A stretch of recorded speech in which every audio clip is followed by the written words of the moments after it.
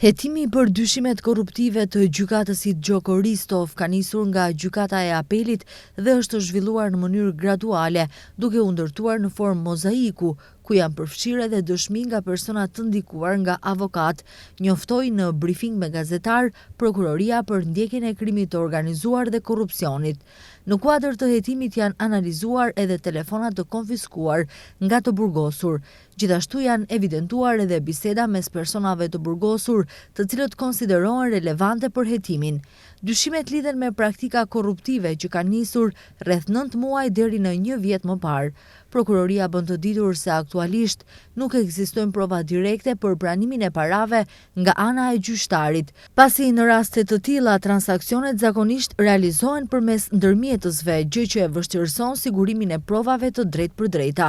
Në këtë fazë, gjykatësi Ristov dhe as avokati Fehmi Stafa nuk kanë qenë nën masa të posaçme hetimore, ndërsa ekzistojnë prova të tjera që po analizohen.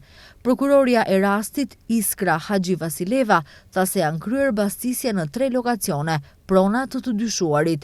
Ndërkohë që në shtëpinë e prindërve të tyre në Negotin, mjetet janë gjetur në bastisjen e dytë. Si pikë dyshimi ka qenë shenja e ndërtimit të ri dhe pllaka të thyera, që kanë asociuar që mund të fshihej diçka. Parat janë gjetur kryesisht në kartmonedha prej 500 dhe 200 eurosh. U thyen pllakat ku dyshoi se mund të fshihet diçka, dëgjoi një tingull ndryshe kur po trokitej me dorë. Ne jemi të detyruar nga rregulloret të mos thyem ose të prishim, kështu që u përpoqëm ta bënim sa më ngadalë që ishte e mundur, por me një thyerje të vogël u shfaq një vrim dhe parat dolën përmes vrimës, tha prokurorja e rastit, Iskra Haxhi Vasileva. Edhe pse avokati mbrojtësi i gjykatësit Ristov kishte deklaruar se parat u takojnë prindërve të tij, nga prokuroria theksoi se provat e siguruara janë më kredibile se sa deklaratat e prindërve.